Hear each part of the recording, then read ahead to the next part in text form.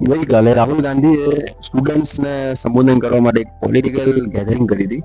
હવે એ political gathering જોવાથી કોઈ કરણ ઓજલાનો કોન્સર્ટ નતો, ના હનીસિંહનો કોઈ કોન્સર્ટ હતો. એક પોલિટિકલ સ્ટુડન્ટ્સને સંબોધન કરવાની ગેધરિંગ હતી.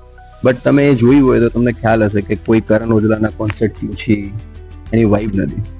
હવે આ મૂડ, આનું કારણ શું કે આટલા લોકો, આટલા સ્ટુડન્ટ્સ રાહુલ ગાંધીને સાંભળી રહ્યા છે અને સાંભળવા માટે આવી રહ્યા છે, લાખોની ભીડ. એનું કારણ એક જ છે કે બાબા સાહેબ આંબેડકરે કીધું હતું કે કોઈ બી દેશ, કોઈ બી સમાજના વિકાસ માટે 3 વસ્તુની જવાબદારી છે. સોશિયલ, જેની ઉપર આરએસએસ બધા જ ઇન્સ્ટિટ્યુશન કેપ્ચર કરીને બેઠું છે. પોલિટિકલ, જેની અંદર બીજેપી 150 કરોડની પાર્ટી, આજે 10,000 કરોડથી ઉપરની પાર્ટી થઈ છે. અને ઇકોનોમી ઉપર બીજેપી દ્વારા અદાણી, અંબાણી અને રિલાયન્સ આખી ઇકોનોમી કેપ્ચર કરીને બેઠું છે. દેશના લોકો માટે કોઈ રસ્તા ઓપન જ નથી.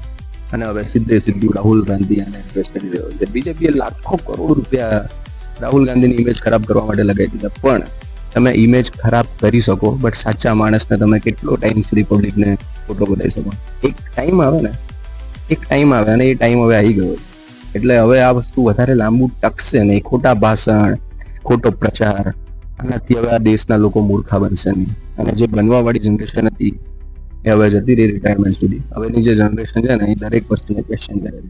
કાલે ઉઠીને જો રાહુલ ગાંધીનું કંઈ આવ્યું ને, તો આ એ જ જનરેશન હશે જે ધોકાલીને રાહુલ ગાંધીના ઘરની બહાર બેસશે.